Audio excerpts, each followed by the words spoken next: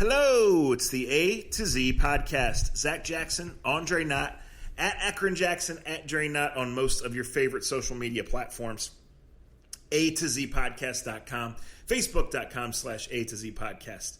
Our longtime sponsors are Scene, the Honeymoon Grill, and American Fireworks, which is in Hudson. It's always open at AmericanFireworks.com.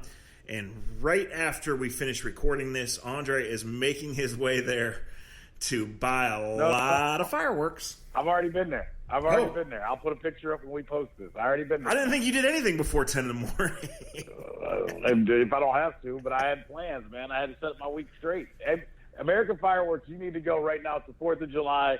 They are busy as can be. Everybody's putting their stimulus checks into buying fireworks. But know that our good friends at American Fireworks are loaded. The warehouse is packed. I was in the warehouse this morning. I have a truck full of fireworks left and right. Wadsworth Police, don't arrest me, don't shoot me, hands up. It's going to be a great party on the 4th of July. I was told I only have to get a picture of you letting one thing off, and I can get free shipment next time I want to do this. And I might go back before the 4th if you fools don't go buy them out. But I'm telling you, they're packed. They were like, I went there first thing this morning, and the lines were ridiculous already. Yeah, I believe it. Where I live, you hear them, you see them. I mean, it doesn't get dark till 9:30, but sometimes people shoot them off at 6:30. Well, that's going to be the hard part for me. I got them now, and 4th of July until Saturday. Yeah. How the hell am I going to be able to not shoot any of these things off before the 4th of July? One thing we've reinforced is you can't fix stupid. So that's how it goes. But yeah, no, listen, they're good people. It's great stuff, and our celebrations are different this year. So they will help you out, and in addition to the buy one get one free, if you tell them A to Z sent you, they'll do the best they can. If you're going to support them, they've supported us for a long time. You guys have supported us for a long time. Thank you for doing that. We say that every time, but we mean it every time. Running into some casual friends or acquaintances or whatever, just talking with people, over the last few days, like, how's the podcast going? And I'm like, we don't really have anything to talk about, but we're still trying to do it, So, right. We're still here. Now, let me get this. Let me make sure we're right. So we're Monday morning, the 29th, I believe. Anyway, it's the end of June. But next week at this time, you'll be working because spring training part 2 is underway. Is that correct? I guess. I mean, yeah. I mean, everything is so up in the air. I won't believe baseball's back until like July 23rd or 24th. That's why it was good to do this now. I got a press conference with the Indians coming up here in like an hour and a half. Tito's talking, and we're still talking about the lay of the land. And I can tell you the lay of the land that I know so far. If we do games, I'm supposed to do games. There has been some talk of sending me on the road. I don't want to say I pushed back against it, but if I'm going to be the only one out there and I can do my job from the home studios, I don't know if I wouldn't mind that just as much. It's weird time. I mean, we're going to do games if we get to that point. But also the virus is kicking ass left and right in a lot of cities right now where baseball games are going to be tried to be played. Obviously, the Midwest seems to be okay today, but shit, we all know that changes every 5 minutes. I don't know how they're going to have spring training in Houston right now. I don't know how they're going to have spring training in Arizona right now. And I mean, think about where all the players are coming from. Mm-hmm. All the players, for the most part, are coming from Florida, the Texas area, or Arizona, or California, for the hot spots in America right now with COVID-19.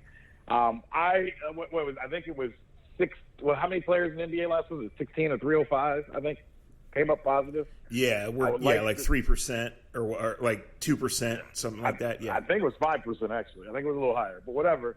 Even if it's 5% with baseball, and you figure 60 guys, 30 teams, you start doing the math, you could see 150 to 200 guys pop up positive in the next 4 or 5 days. I'm curious how Major League Baseball will react to that. Maybe I think they have to be prepared for some positives. A lot of teams already have said that they've had them. But I think it's going to be different now because you got guys coming from all around the country, all coming into towns, instantly getting tested to find out if they have had it or if they have the antibodies. we'll see. I mean, this is what 2020 is, and we'll you know, Kenny Lofton made a good point to me last week. He's like, if somebody has it, you better hope they have it early, because he goes, let's say they get it around opening day. He goes, that's half the season at least if they miss instantly, just like that. Right. Well, that's the lingering question too with football. So, and I promise we're not going to do the whole podcast on this, but you know, say they get training camp started here in 4 weeks, which it's supposed to be, right, Trey? Exactly. Right.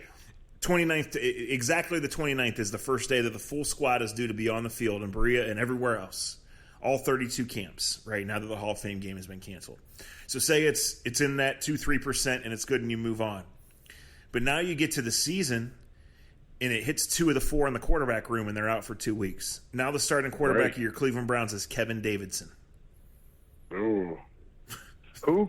Right. But I mean, that's again, where we're at, though. Yeah. No. Like I said, the bottom line is we all have to learn to live with this to whatever extent or extents, and wherever we are. However, if you cannot deny the awkwardness and the complications of getting back to sports and getting back to other areas of real life as this goes on, especially when you're talking about people coming from all over the country back to one area or people going to a new area, and that's what sports is. So we'll see. As far as your job, you know, I had read, and this was before baseball even ratified the agreement, that announcers were going to be only at home, and that for away games they'd be in the home stadium, you know, watching the truck feed and doing it off of there. So is that a hard and fast thing, or as you mentioned, is there still some uncertainty with that? Nothing is hard and fast. Nothing is hard and fast. They really haven't. I mean, we've gotten bits and pieces of what may happen. We may be in studio on road games and not in the stadium. I've been told that radio can travel, but it can travel and do the games from the parks, but there's only going to be a certain amount of passes given per day. So let's say they're only giving out, I'll just hit a number, 25 passes overall. And that's all the camera guys that you'll get. That's all the, you know, media. And then it's going to be spread out to the point. And, like, even if radio comes or if I come, we're going to have to go, we're going to have to fly or drive on our own, get our own hotels, because they're going to try to keep the players separated from everyone else because we have these tiers. I'm being honest when I say this. There is nothing hard. There's nothing for sure right now. Everything is kind of like everybody's going by the seat of their pants. It's crazy. Like, and like radio wise, they may do the same. They may go to the ballpark and do the games from the ballpark on the road. TV wise, I think they're trying to figure out, is it better to put us in a studio to do the game on the road? These are uncharted waters, man. Nobody really knows. I think there's some people that are concerned about, you know, how many people can you put in studios all together? You know how many people are usually in a truck for a game? Oh, and, right. In the back, you know, no, people don't know that, Dre. People don't know how many it is unless you've actually been in one. That's for sure. Right. Well, usually, and just think of a back of a pickup, not a back of a pickup truck, but a back of a you know, a truck that you go by on the road. Basically, I would say anywhere from 15 to 25 people stationed around that. They can't do that anymore. You're going to have to space guys out, obviously. And doing production, they're going to cut down the production part of things because they have to. We thought we were going to get more cameras into the stadium. It sounds like we're going to have less cameras than we usually have. We're not going to have the camera down by the bay, close to the right next to the dugouts like we usually do, because that would be too close to players. Because, you know, to start off, there'll be no fans in the stadium. I thought the one thing we thought early on, some of our production thought early on, was that we were going to be able to get camera angles that we've never had before, you know, be able to do some cool shit because there wouldn't be people there. I don't know if that's going to be capable still. It's going to be interesting. I mean, obviously everybody wants baseball. Everybody wants sports, but I can just tell you from a standpoint of being a part of these meetings and hearing little tidbits, it's still a lot up in the air as to how exactly you're going to get. I mean, you're going to get your center field shot. You're going to get most of your shots. Your away games, you're not going to get shots that are all pertain to your team because there's only going to be one truck. Right. Usually, like say when the Royals and Indians play, whether it's in Kansas City or in Cleveland, there may be, and I'm just giving numbers, there may be 12 to 15 cameras for a Royals Indians game, right? Yeah. 5 of the, let's say 5 of those cameras are the Indians cameras. 5 of those cameras are the Royals cameras. Those extra 2, they kind of will share that feed, like a center field cam. Then you get your own RF cameras. RF cameras are the guys that kind of shoot my post game interviews. They're the ones that kind of they're the guys walking with the cameras on their shoulder, kind of giving you shots, throughout the ballpark. Those guys. And the way that we've been told so far, you probably cut that many cameras down to 1, and there only will be 1 feed. So if the Indians are in Kansas City, basically you're going to take both Kansas City and the Indians are going to have all the same shots. Does that make sense?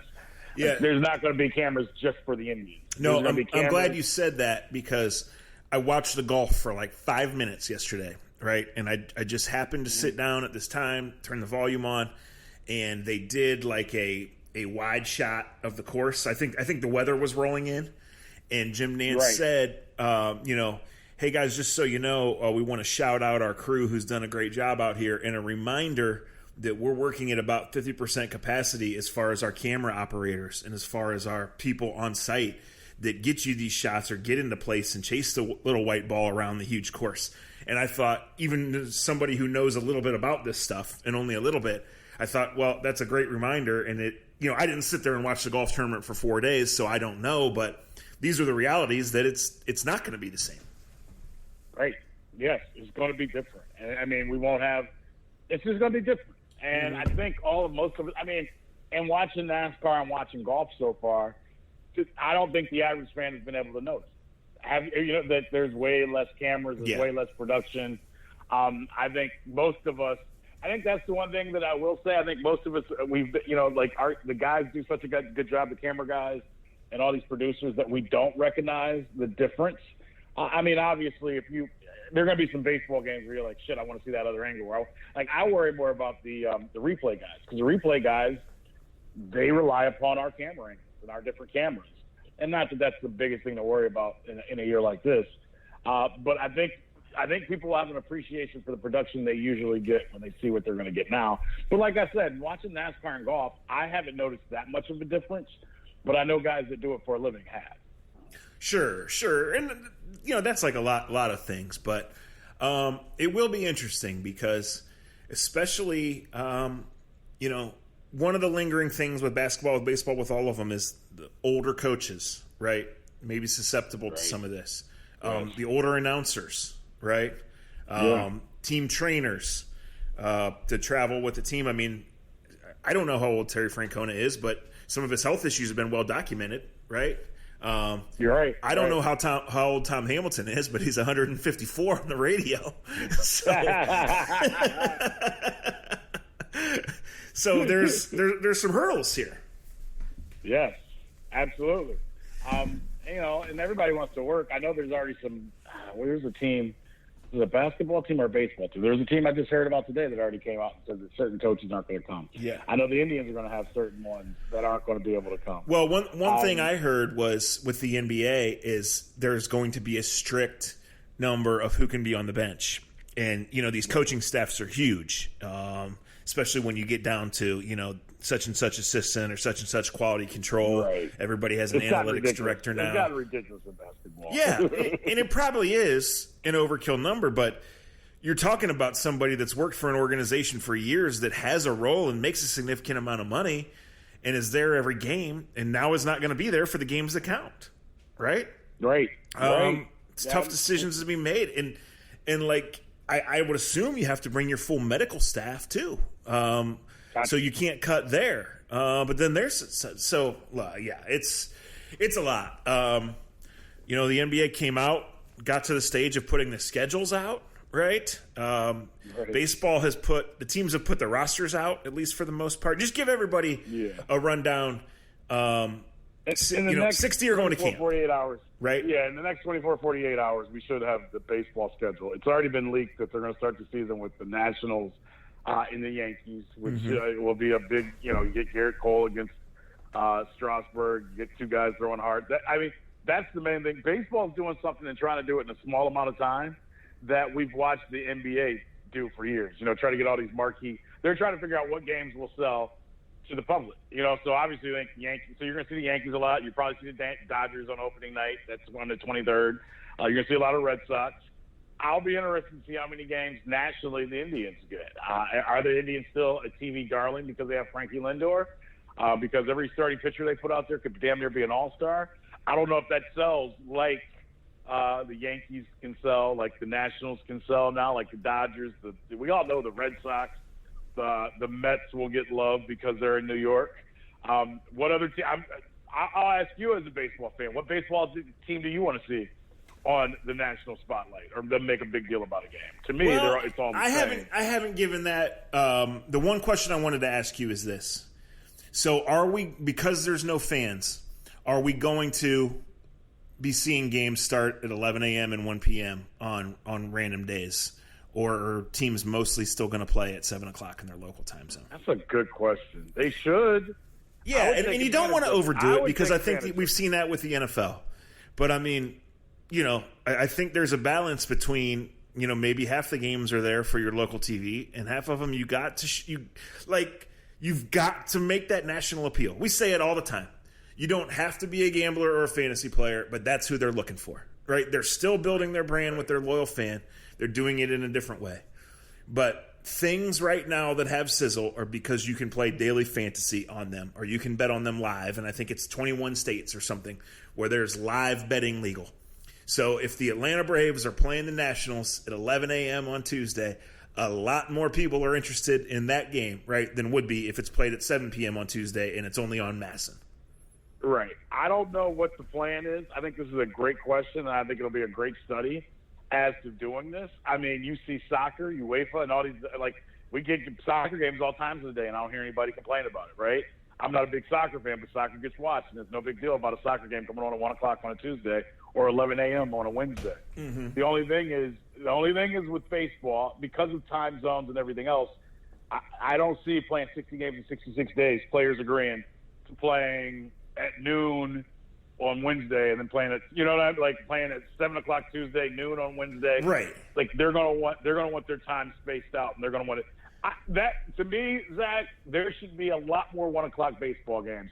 It would be stupid to make every team play at 7 o'clock. Mm-hmm. I love that part of this. I don't know what they're going to do with this, but if there is a year to get over yourselves and thinking that prime time is the way to go, it's this year, right? Amen. I mean, nobody's working. At 1 o'clock on Thursday, 1 o'clock Tuesday, Wednesday, Thursday, Friday, you can get people to watch baseball right now. I don't know why they wouldn't split the schedules and do that. I think what you're saying is awesome. Kids are home. People are home. Put the damn games on TV. I mean, here's the other thing. With no real live television or no real live shows, even if you play a game live at 1 o'clock, you can replay it at 7. On the locals, which is what your channel does anyway. When the Indians have a getaway day game, they do that anyway. Yes. Right. See, yes. I wouldn't even know that. Well, yeah, and you can even adopt. I think at first you want to make sure it's out there, and you probably need to adapt some odd times, and say, hey, MLB TV's got a game at 11 a.m. and ESPN2 has a doubleheader at 2. But you could even just follow the playoff model of 4:30, 7:30, 10:30. Those are approximations, but those are the windows that the games are going to be played in because we want to maximize eyeballs on this, and we want people to know. I had a discussion in the barbershop with my barber when we were talking about baseball and all this. And I don't know why, it's not like an argument point or anything. But he's a pretty big sports fan, and he's very into everything Browns and everything Columbus Blue Jackets, right? And so when I go in there, I don't know shit about hockey, but we talk hockey for 2 minutes and Browns for however long the rest of my haircut takes. And we were kind of setting an over-under on how many baseball players, non-Indians, that we would recognize if they walked into a shop during that time. And it doesn't matter, what the answer is, but for two guys of similar ages who are pretty heavy sports fans, the number we came up with wasn't enough. So I just think, and we haven't had this discussion, Jerry, because of everything that's been going on, but this is not just for baseball, this is for all the sports. Like this altered year, this weird year, is the chance to break out of some of the things that you've done just because, right? Absolutely. And we've long harped on the NBA starting on Christmas Day and shortening the season. right? It's not easy. There's giving up money. There's things to be made. But here's your chance to do it. And just in general, I only know it's July 4th this coming weekend because I'm supposed to go on vacation, and we'll see. It's up in the air because there's so many moving parts and people coming from different parts of the country, and we just don't know. But the NBA draft was supposed to be last Thursday. Wow. It's just strange, man. I know. I didn't even think about that. I mean, somebody said to me that the halfway of the baseball season would have been last week. Mm-hmm. Like, think about that. Mm-hmm. Like, we would have already been halfway. I mean, my bank account knows that. But think about that. Like, this is the time to make change. And I love the conversation. And let me go back to the conversation of knowing baseball players. Yeah. I'll ask because this is the perfect time. I'm not going to put people want to put tags towards stuff, and I have to tell people to stop doing that. Baseball is on its dying legs. That's like, no, as long as TV is giving them hundreds of millions of dollars, nobody's on dying anything. But I'm going to ask you, as a fan, as a consumer, as someone that's worked and covered the NFL forever, what would you do to make baseball players that play in the major leagues more recognizable? Well, I'm using this time, and I'm having meetings with my smart people, and I'm making sure that their faces are all over these broadcasts. And I'm making sure I'm going to the people like you, if I'm the team, right, and I'm the league, right. And I'm saying, hey, obviously we don't have traditional access, and we're not going to have traditional broadcasts. Please, let's make an emphasis. Let's make a model. Let's talk about best practices on bringing these guys to life. Pre-game, post-game, other shows, right? Like, when do people watch the Browns training camp show? Well, people are excited about it, but when do more than 800 people actually watch? When it's led in by an Indians game, right? Exactly. So, people are going to be excited about Indians baseball for minimum 2 weeks. And that's not singling out the Indians. That goes for the Rangers and the Pirates, and, well, maybe not the Pirates, but for all the other teams too, right? So, with nothing on TV, and nothing's been on TV since March 13th, let's maximize this stock we got to do that. I'm with you. Hey, you want to hear something funny, and I can tell it now? We were already working on Delino DeShields and I talked about this with Trevor Bauer, but we never got to the point. But Delino and I had talked about it. I talked to Frankie about this. And I know it's and you're going to chuckle, but for those guys, and there's a couple other guys that wanted to be involved with this, they're like, hey, why don't you guys take film of us getting out of our cars, walking to the clubhouse like they do in the NBA? And getting our outfits, or getting how we feel when we get to the ballpark. Because they're like, it's a small thing, but if you want to know personalities of players, you want to know who these guys are. Maybe if you walk with them through the tunnel when they get to the ballpark and see how early they get to the ballpark, and see what they're wearing or see what they're driving.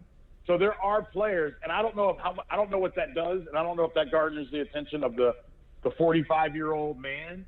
But to them, they realize, well, maybe that catches the attention of the 18-year-old kid, or the 20-year-old kid that's into cards or that's into fashion. And they see guys that are – and Trevor Bauer said this 2 years ago. And I can tell you that I was in the midst of meetings with different players this year, just back in March, of, okay, what can we do different as players to make ourselves and make our team – and the players aren't – because I don't want a certain group of people to listen to this and think, oh, the players are saying, hey, look at me. No, they recognize what Zach and his barber recognize. They recognize that for whatever reason, they aren't recognized like other pro athletes. So to them, they look at, okay, what does the NBA do? We do it in the NFL now. In the NFL, I mean, we knew last year that Baker shaved 3 times on game day, right? But we only know that because there was a camera when he got off the bus. Yeah. There's a camera that followed him after pregame. There's a camera obviously on him all game long. So what you are saying, the first answer you gave, and we didn't set this up, there have been conversations between myself, the Indians, I know Fox Sports, and individual players as to how do we sell, who we are and what we are better. Frankie's easy. He smiles. He hits 300. He hits home runs. He plays shortstop. He's easy. But how do you sell? Jose Ramirez should be an easy sell, right? Yeah. I mean, and he is. I think most people put it this way: you don't got to know the Indians to know that Jose Ramirez is somebody, right? He's one of those. But Shane Bieber could probably walk into Shane Bieber probably can come to a Manchester. Well, I won't say that. I think most people at a Manchester A's game would know him. But Shane Bieber can go through most of America, and totally no one would have any idea who he is, right? Right. Like, well, here's what came to my mind. If Drew Brees and Michael Thomas walk into your barbershop anywhere in America, people are going to know that's Drew Brees and Michael Thomas, right? And they play under the helmet. Yeah. If Steven Strasburg and Max Scherzer walk into the barbershop, I'm not sure. Yeah, the only thing I want to know. The quarterback or the pitcher for the Nationals, he got 2 different eye colors. But yeah, I mean, but most people would not know who they. And you know what? Though, let's be honest. We can go through this all the ways we want. Sure, absolutely. I just don't think baseball players ever going to be that recognizable compared to the guys that play in the NBA and NFL. I don't know why. I just don't think. Well, I don't know. I think we used to know him from baseball cards. Yeah, okay. And I think as everything else has changed, and it's changed since then. I don't know. We'll see. No, I think it's a great conversation, though. Yeah. I really do, and because I'm telling you, the MLB is having these conversations, and if you have the right ideas, they need to bring us in because the players. I'm telling you, the players are saying the same thing. Okay. The teams are saying the same thing. Yeah, fans are saying the same thing. All right, so on Sunday, out of nowhere, because nobody knows what's there's gonna be an NFL season, guys. I am darn near fully convinced of that. I just don't know what the timeline is going to be, and obviously we don't know what the complications are going to be. But this is the time when it's usually the dead time. Formal off-season programs have just wrapped up. And if there is any news, it's usually in a main news cycle. Well, late Sunday afternoon, 2 things hit with the New England Patriots. Mm-hmm. So, Jerry, which one would you like to discuss first? Their new quarterback or the sanctions from their latest blatant cheating attempt? That's great because that was such a Trumpian move. Like the Friday, because it was like the Friday news drop. Yeah. Here's one bad thing, here's one good thing at 5 o'clock. See you guys Monday. Said they do it Sunday night, which was great. Not that they knew. Let's go with the negative first. Let's go with getting caught with the cameras at Cleveland Browns Stadium. Yeah, so of course the Browns are involved in this, right? When it's really the Bengals and the Patriots. It's just the ultimate bizarre, and it's just so brazen. The ego of the Patriots, the blatant disregard for the rules. To me, the question for the NFL is when is enough enough? They don't fucking care about a 3rd round pick. They don't fucking care about $1 million fine. And given this year, putting some restrictions on their team TV might matter, it's really not going to. Like, eventually you have to say Belichick, Kraft, McDaniels, Caserio, someone has to not be allowed to do this because they have been cheating for so long and they have been rubbing everyone's noses in it for so long. And yes, it's about competitive advantage. And yes, we've talked for many, many times on this podcast about how even just the thought that they might be doing something gets in your head, and that's competition and that's sports. It's such bullshit, and this slap on the wrist does absolutely nothing. And frankly, it's embarrassing. If I was one of the 31 other teams, I would be completely livid because there is no yes, it's a minor thing. Yes, it was the Bengals, and yes, it looks stupid because the Patriots last year turned out weren't good enough to keep up with the big boys, and they were doing this to play the Bengals, who won 2 fucking games all year long, right? But hold on, though. Yeah, it is a big deal. Because they constantly get caught cheating. Yes. So, why is it allowed to go on? Like, why are the other teams playing by the rules? It's so ridiculous. I don't know. Are they? Are they? Come on. I think this is a great conversation piece because, I mean, do we really think Bill Belichick is the only one that's got a little dog in him? I mean, these guys... He was the only one so brazen as to send someone to shoot footage in the press box where I've got mustard all over my shirt, right? And, right. The Bengals, probably the least nationally relevant of the 32 franchises, having one of a historically bad year, and this goes on, right? So, what you're saying is it makes you think what everybody else is doing. But, Dre, how many times do they have to get caught doing it? They'll get caught doing something else this year. It's who they are. It's who he is. And that's why the other move that we're going to get to should scare the shit out of the rest of the NFL. But it's who Bill Belichick is. he is like, I grew up around racing, and racing is like you push the elements until, like it ain't cheating. We all know the little slogans, but you really do. You try to find every element to beat your opponent. And I always thought the thing with the Cincinnati Bengals was bigger than the Cincinnati Bengals. And when you're talking about somebody like Bill Belichick, it is bigger than just one thing. And I don't know this per fact because I can't get inside Bill Belichick's head. Hell, who can?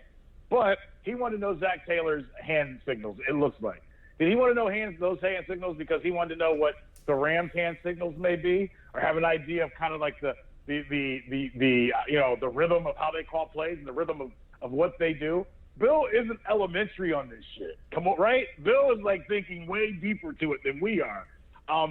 It's ridiculous and it's a little embarrassing, to be completely honest. But at the same time, this is Bill, and you and I already know this. And you know what this does? What is it? $3 million. What's $3 million to Bob Kraft? A bad massage. Right. A different way. $3 million, and they lose a draft pick in the third round. And we all know he'll trade 4 times and get 3 third rounders just to give a middle finger to Goodell in the NFL and say, I'll get all the third round picks I want. It's not even about that with them, though, right? Now he's even more in your head. So even when you're not playing against the Patriots, you now are worried about their scouts or about their camera crew. We're coming into your park and taking shots of you. And and look, if you really want to do what they claim or what we think they were cheating to do, you probably, and I've heard so many guys say this offseason, you can watch the TV feed and hear different things from quarterbacks and see different things from you don't have to have the coaches tape to find everything, right? You can watch the game tape. I just think this is Belichick being Belichick. It may have been on the up and up. It didn't look like it. But this is New England. And the question I guess I will ask, and I'm sure people that are listening can give us the answer to this as well, but this is just you and I right now. At the end, in 20 years, when my son AJ asked me, what made Bill Belichick so great? Why was he one of the best coaches ever? I don't know this answer, so I'll ask you, Zach. Will I break down to AJ the 6 championships, maybe 7, maybe 8, or will I bring up him cheating? I'm thinking I'm probably going to bring up winning more than I'm going to bring up him cheating. Right. He wanted every edge, and he worked tirelessly for them, but the rules were merely a suggestion, is what you'll say.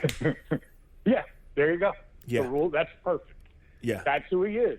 In our day and age, we kind of high-five him and go, but that's Bill. He's a winner. I mean, look at the Boston Red Sox. Cora got in trouble for the same thing the Astros did, and he was like, yeah, I'll take my punishment, but it wasn't just me. He was like, I'm not going to tell everybody else. I'm not going to bring everybody else down with me, but please know that it's just not Alex Cora, the manager of the Red Sox, that was doing this, that this has been going on. Unfortunately, in sports, we've always been told you push it as far as you can push it.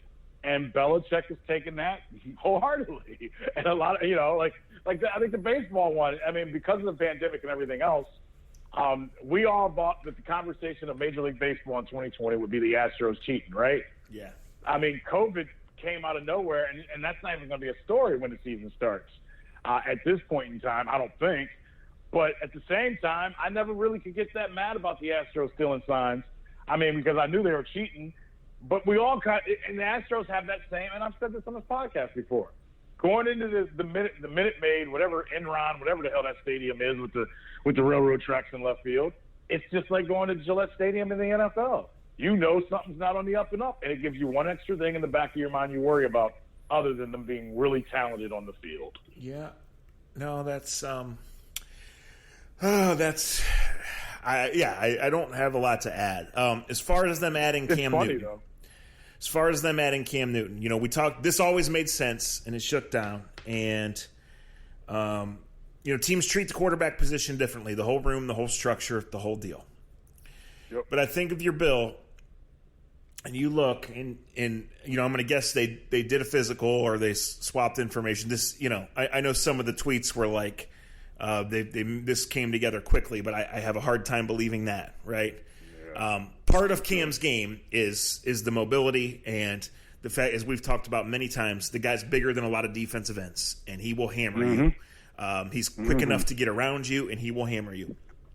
So if he's right, and if you can build this unconventional offense around him, You go from a team that was really buttoned up, right, and focused on the personnel groups and the basics, and only let Brady let it rip a few times a game, right, and just relied on their defense, to an offense that can really attack you different ways in an unconventional keep-away way. And it's always been a copycat league, and the Ravens just went 14-2 doing something similar, right? All of a sudden, if, and it's still an if, he's healthy, because it's been 2 years where he has not been. Man, like, this is interesting because AFC Championship game is going to be great. Yeah. It's going to be Mahomes versus Cam. I love it. You're either going to have Cam. I think New England's an AFC Championship game because I think he's got to be healthy because it's been 2 years. And he had the shoulder. We remember the game he had in Cleveland that we knew, like, you just watched him, and it was like watching a wounded dog. It was sad. Yes. It was sad. It was sad. I would think after 2 years and for Belichick to finally pull the trigger that he's going to be healthy enough. And Belichick, and here's the thing, and I was already messing with my Steeler friends about this morning, and they already are pissed and hate me, which that's a good way to start the 4th of July week in my mind. They can run the football already, correct, Zach? Yes. They've got running game. They have an offensive coordinator that somehow won a playoff game with Tim Tebow.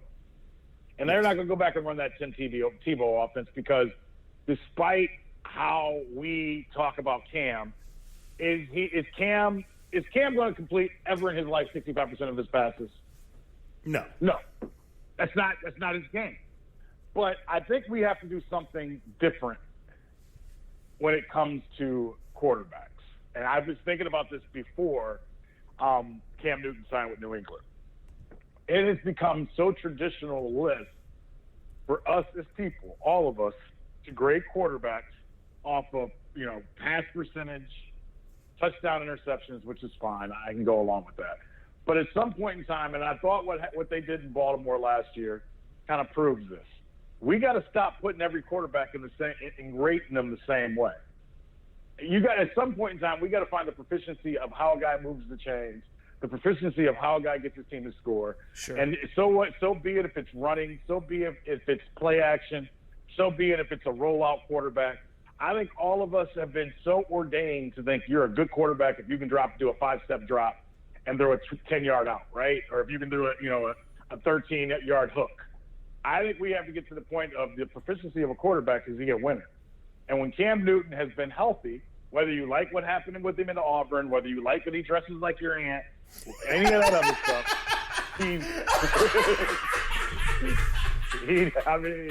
the dude is dressed funky. He got 7 kids, though, or 6 kids. I don't want to say that wrong. He just gave that out. I would be scared out of my mind. I'm going to tell you something crazy. Before last night, I was going to say I thought the Miami Dolphins were going to be my pick for the AFC East, rather. I just thought the Dolphins put together a good team. I like how this guy coaches. I just think Cam Newton's a winner, man. And when you put him in an offense, and look, Bill will find tight ends. I know he doesn't have Gronk anymore. They didn't throw the ball down the middle of the field at all last year. But they're going to run the football. They're going to run the hell out of it. They got a top 5 defense. The AFC East is still very much the AFC East. Now, here's the question. Because remember we talked way back after the draft about how I love how the AFC West said to hell with defense and everybody's just like trying to score 50. That division is going to be great. That division is going to go back to like 1980 in the Air Coryell, where everybody's just going to try to score 45, and that's what you got to do against Mahomes. But now think of the Final Four in the AFC. And Browns fans, don't get mad. But just think, you could have Kansas City, Baltimore, New England. You pick the 4th team. I don't care. You tell me the 4th team. Yeah. It could be Pittsburgh. Could be Cleveland. I don't think Cleveland's in the top 4 yet. Could be the Raiders. I don't know who that 4th team will be. But you're telling me that suddenly we don't have – you could have an AFC Championship game of unbelievable proportions. If Cam Newton is Cam Newton, remember, he's a former MVP. And I will say this. For everybody that puts him down for his running game, I will continue saying this because no one remembers. He threw for the most yards for a rookie quarterback in NFL history his rookie season, beating out Peyton Manning. I think it was almost, 45, almost 5. It was close to 45, 46. I just think this is the perfect combination because, and here's the other thing, no matter if you're Cam Newton or if you're Zach Jackson, if you're getting coached by Bill Belichick in 2020, you're going to respect the shit out of everything he says, and you're going to do everything the way he wants to. Cam has never been a problem for coaches. I just think this is, and it's the perfect storm for him. Hey, man. And if he wins, then he can sign a huge contract afterwards and stay there.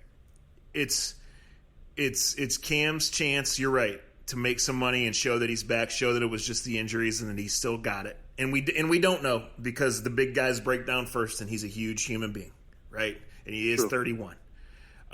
It's Belichick's chance to prove he can win without Brady, and he's going to be motivated as hell for that. And it's Josh McDaniels who got wined and dined by his hometown team and thought that he was going to come back here and got scorned. And we know that not everybody's going to hire Josh McDaniels, right? And we know that when he does get his next chance, it's his last chance. So here's his chance to F you the Browns and F you the Broncos and F you a lot of other people and say, give me this guy. Let me show you that I can be on the cutting edge. We got stale. And that happens, right? It happens. Right. Let me show you that we're not and that I can do this. That I can take a guy who has an ego in Cam. And Jesus, I'm still laughing about he dresses like your aunt because he does dress like my aunt. Right. But you know what though? But see, I even hate though that he like what top 5 quarterback doesn't have that? They all got ego. No, I know. I know that. Why did Tom Brady leave New England? To show that he could still do to fuck you to Bill Belichick. Yes. Ego. Ego. Right. No, I know. Here's the other thing off this part of the conversation that I'm really keeping my eye on, Andre, and this is not just for the NFL. You know, all of this time away in shortened seasons, I mean, these guys all put a lot of miles. LeBron is a freak of freaks. Guys' bodies break down, guys get tired, guys get minor injuries that turn into major injuries or nagging things that change careers. And usually once they start, they don't stop. So not just in Cam Newton, but in NBA players, maybe in some older baseball players. Overall timing, chemistry, execution, it's going to be tough. There's going to be some ugliness when these sports come back. But over the course of these seasons and maybe into next year, I'm super curious to see how many guys who are on the backside of that prime are rejuvenated by this and benefit from it and either extend a career or end up having one more exceptional year when a lot of us sitting here at our computers thought that was past. I think Cam is an outliner in what you're saying. I just think 31 is not that old. I know he's played 9 years, and I mean, think about what it took to finally stop him from playing. It didn't take one injury. It took like 4. Like, you're right. There are going to be some guys. There are going to be some guys that we're looking at that are done, that we think are done. Yeah. I think Cam is a 1%er of the 1%ers, right? Like when you like if any. Oh, he was at his peak. There is zero doubt about that. A freak of freaks. But I think even with that, if he mentally can play the game, like they're not going to make the game hard for him, Zach. The game's not going to be. It's going to be a 2-read, quick. Do what you do. Don't take hits. We're not going to let you take hits. You're going to have to hand off to our running backs. Yeah. We're not going to make you jump over the pile at the 1-yard line 18 times a year, 20 times a year like they did in Carolina. We're going to throw it to a running back, or you're going to hand it off to a running back. We're not going to make you run into the middle of a defense in the defense in September or October like they did in Carolina. We've got players that can do that, Cam. We need you to win in February, right? Like Bill Belichick is not going to put him in harm's danger like that. And if he is, he'll just put Brian Hoyer in the game if he can't play that way. Well, we're going to see Bubs Edelman make some cameos back at quarterback and run some option shit because that's going to be a part of their base offense, right? Yes.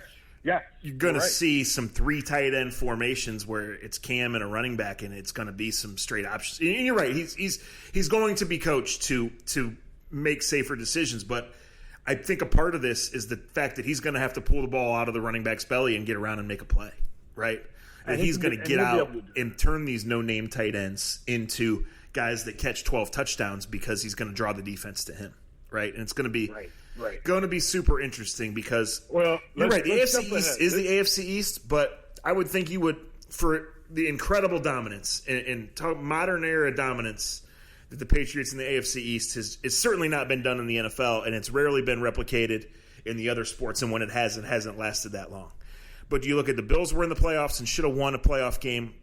Yeah. Josh Allen is not perfect, but they've built around him. They've done a real nice job building that roster.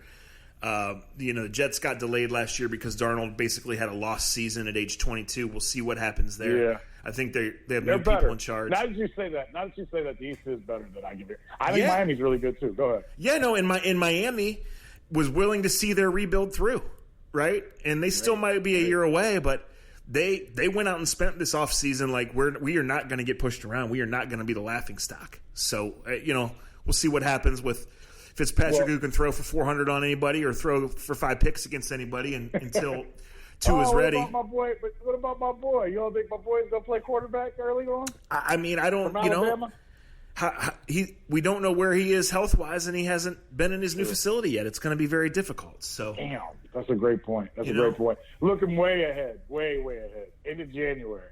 Could you imagine New England versus KC in New England or KC, and it's snowing sideways? Yeah. And you telling me Belichick doesn't look like a genius suddenly if Mahomes can't throw for 400 yards, right. And you got one side of old school football with Cam and the Patriots running the football, playing good defense, trying to win the clock and keep the ball out of Mahomes' hand next to Mahomes going up and down the field. Look, I don't do commercials for the NFL, but that's a pretty easy sell, right? And it comes out that Belichick used the quarantine to secretly install security cameras around Pat Mahomes' house, and he's been watching him on Zoom this whole time. He's been tracking his pizza orders. He tells Cam, don't be coming to our games dressed like Auntie Vivian, all right?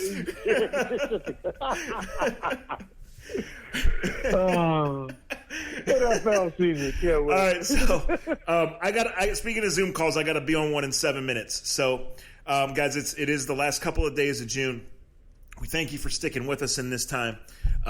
We do got a couple. I'm supposed to go on vacation, as I made mention of. I don't know whether that's going to happen or not. So, when the next couple podcasts are or aren't, we don't know, but.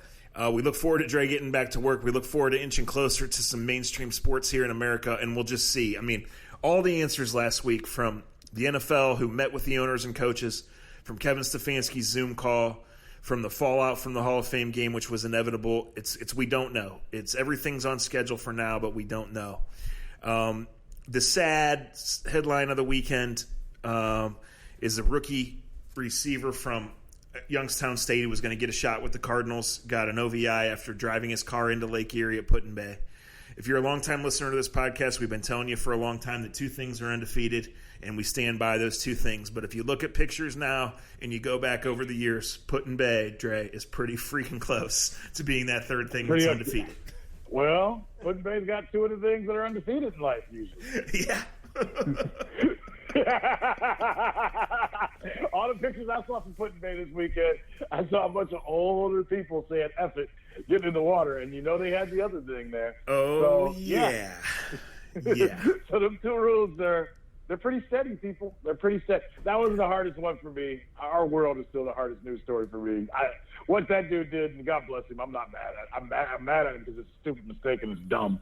Yeah. But unfortunately, as we both know, in late June, early July, since the NFL ever started, there's always a couple of knuckleheads that do knucklehead things in the NFL. That's right. And unfortunately, it's one that went to Youngstown State, and a kid that I wanted to see have a chance. And when you're here's the story for him, and this is pretty simple. And I know Youngstown State football is big to you.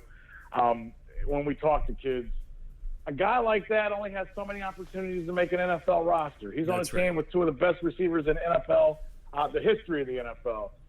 Don't cut your legs out from underneath yourself before you even get an opportunity. It is a sad story because it was going to be tough for the kid to make the team anyway. And now, unfortunately, until he scores a couple NFL touchdowns, that's going to be his story. No, I can't imagine that he's even on the roster by the end of the week because if you're the Cardinals, you just can't do that shit. You just cannot get woken up on Sunday morning to the news that one of the bottom 10 guys on your 90-man roster is in Put-in-Bay doing that shit. Right? Exactly. No, he's not. He's in Lake Erie. I mean, you just can't do that. And listen, he's like, he's where? Oh shit! What'd you guys talk about on the podcast? Dressing like somebody's aunt and driving your fucking car into Lake Erie. In the Lake Erie. Hey, you know what? I'll say this: it makes the podcast feel like we're back to normal. It does. It kind of does. Like, we took 15 seconds before we went, and I said, let's save this for next time, and let's talk about this and this. Go. Right? It does feel kind of like normal. Right, it does. And the next one will be good, because we got great stories for the next one. All right, so listen. Put in 50 minutes. Take Dre's advice and don't wait to get to American Fireworks, or get to AmericanFireworks.com. You can order online and go pick it up. You can order online and they ship it, or I'm sure there's extended hours. I don't know if you saw them. I guess I should have checked that. 9 a.m. to 10 p.m. If you're worried about masks or distancing, everyone there has masks. Even though they tell people to come in, you have to wear masks. They said they had a couple right-wing crazies that were mad about it, but when they realized they couldn't buy fireworks really anywhere else in Ohio that's worthwhile, they put the mask on and went in. They're family people. They're good people. They'll take care of you. American Fireworks. Republicans buy sneakers too.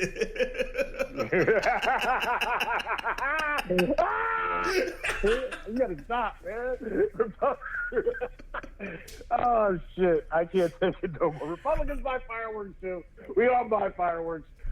And don't hurt yourself. Don't find someone to blow them off for you. That's part. So, all right, I'm gonna close with this. When I tell you guys that most of your memes and your GIF reactions on Twitter aren't funny, I'm not telling you that for me. I'm telling you that for you, because they're not funny. However, the other day I was up super early for whatever reason, and I was waiting on. I was finishing something for work and then waiting on something back. And I was strolling whatever website it was, and I found this meme of Smokey the Bear, and it said, "Kid, never let your kids around fireworks. Leave them to the adults that have been drinking all day." And I sent that to Dre. So check his Instagram this weekend for updates from the Wadsworth Fireworks Show. And thank you guys for listening. And like I said, I don't know exactly what's going to happen with my vacation or when we'll have the next podcast, but we'll have it soon. We thank you guys for all your support, and we look forward to having some laughs with you again real soon. Konnichiwa, Carolina. Incoming to New England, into Boston. A place that's not spit it out. Come on. It's anti-Viv to come in and win another Super Bowl. Talk to you guys later.